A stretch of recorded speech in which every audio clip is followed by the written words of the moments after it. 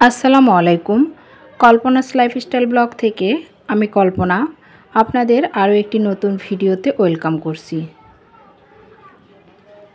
কাছে দূরে যে যেখান থেকে আমার আজকের ভিডিওটি দেখছেন, আশা রাখছি আল্লাহর রহমতে সবাই ভালো আছেন, সুস্থ আছেন। আমরাও আল্লাহর রহমতে আপনাদের দোয়া ও ভালোবাসায় বেশ ভালো আছি আলহামদুলিল্লাহ। তো আজকের ভিডিওটি আমি দুপুরের রান্না থেকে শুরু করেছি। তো এখানে দুপুরে রান্নার জন্য প্রিপারেশন চলছে। আর এখানে একটা চাল কুমড়া আমি কেটে নিলাম, ইলিশ মাছ দিয়ে রান্না করব। তো এখানে আমি ইলিশ মাছও কেটে নিয়েছি, তারপর ধুয়ে রেখেছি। আর এখানে বাবুর জন্য দুইটা পাঙ্কাশ মাছ ভাজি করব। যেহেতু বাবু ইলিশ মাছ খেতে পারবে না কাঁটাওয়ালা, তো তার জন্য দুইটা পাঙ্কাশ মাছ ভাজি করব। তো তরকারির সাথে এই মাছ দিয়ে তাকে খাওয়ানোর চেষ্টা করব।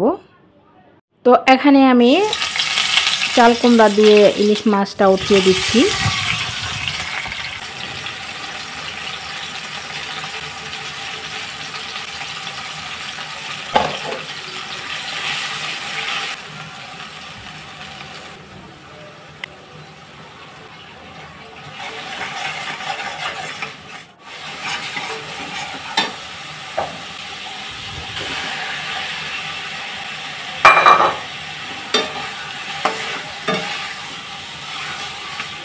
মাছটা আমি কষাতে দিলাম, এদিক দিয়ে কুমড়াটা ধুয়ে নেই।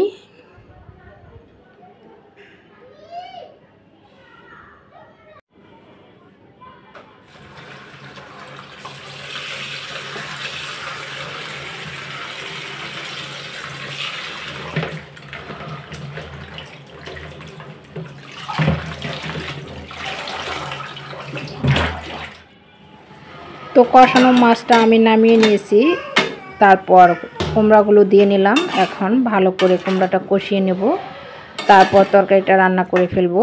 তো ভিডিওর এই পর্যায়ে আপনাদের কাছে ছোট্ট একটা রিকোয়েস্ট করে নিচ্ছি, প্লিজ ভিডিওতে একটি লাইক দিয়ে দিবেন। আপনাদের একটি লাইকই এই ভিডিওটি আর অনেকের কাছে পৌঁছাতে সাহায্য করবে। আর যদি খুব বেশি ভালো লেগে যায়, প্লিজ চ্যানেলটি সাবস্ক্রাইব করে দিবেন এবং পাশে থাকা বেল অপশনটি প্রেস করে দিবেন। এতে করে আমি নতুন কোনো ভিডিও ছাড়ার সাথে সাথে নোটিফিকেশন আপনার মোবাইলে চলে যাবে। আর যারা কাজটি অলরেডি করেছেন তাদেরকে অসংখ্য অসংখ্য ধন্যবাদ। তো তরকারিটা নামিয়ে এখন আমি মাছটা ভাজি করে নিচ্ছি।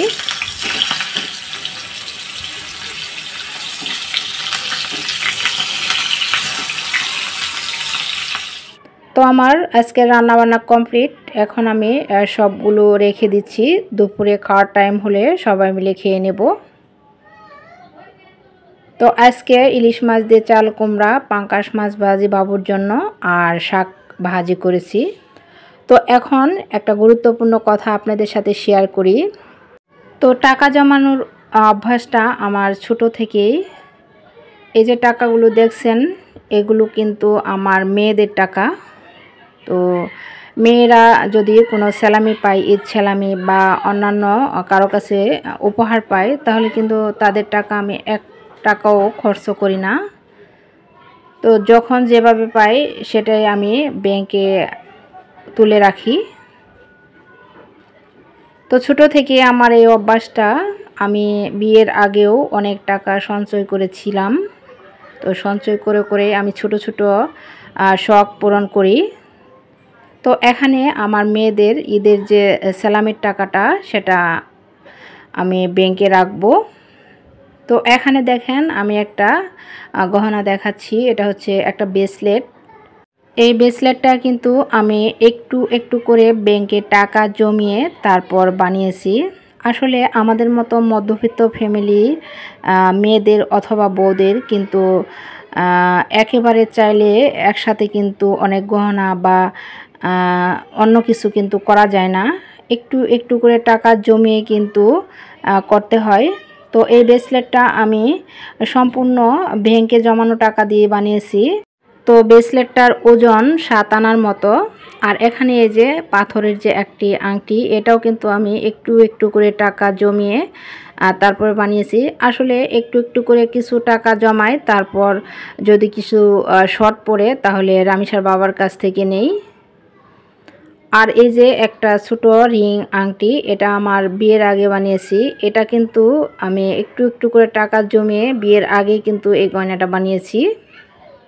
তো আমার অনেক গহনাই কিন্তু আসলে ছোট ছোট করে বানানো যে গহনাগুলো, এগুলো আমি নিজে জমানো টাকা দিয়ে, আমার নিজের জমানো টাকা দিয়েই আমি বানিয়েছি।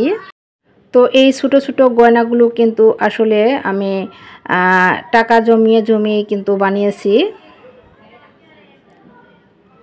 আসলে কাপড় চোপড় বা অন্যান্য জিনিস কিনে টাকা নষ্ট করার চেয়ে যতটুকু প্রয়োজন সেগুলো ততটুকুই কিনে তারপর বাকি টাকা এভাবে জমিয়ে কিন্তু গহনা বানানো যায়। আর এই যে চেনটা, এটাও আমি বিয়ের আগে টাকা জমিয়ে জমিয়ে তারপর বানিয়েছিলাম। এই চেনটা আমি সবসময় পরি, এই বল সহ। তো এখন মেয়েদের টাকা আমি এভাবেই জমা করি, তারপর ছোট ছোট কিছু গহনা বানিয়ে রাখি। তো আমার টাকা জমানোর একমাত্র মাধ্যম হচ্ছে মেয়েরা যদি কোনো টাকা পায় সেটা তারপর রামিসার বাবার কাছ থেকে মাঝে মাঝে নেই।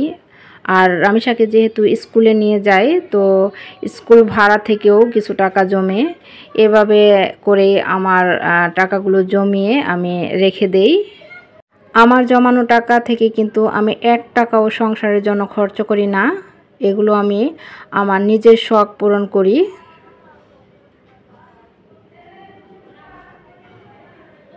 তো ভিডিওটি এখানেই শেষ করব। দেখা হবে অন্য কোনো ভিডিওতে। সেই পর্যন্ত সবাই ভালো থাকবেন, সুস্থ থাকবেন। আল্লাহ হাফেজ।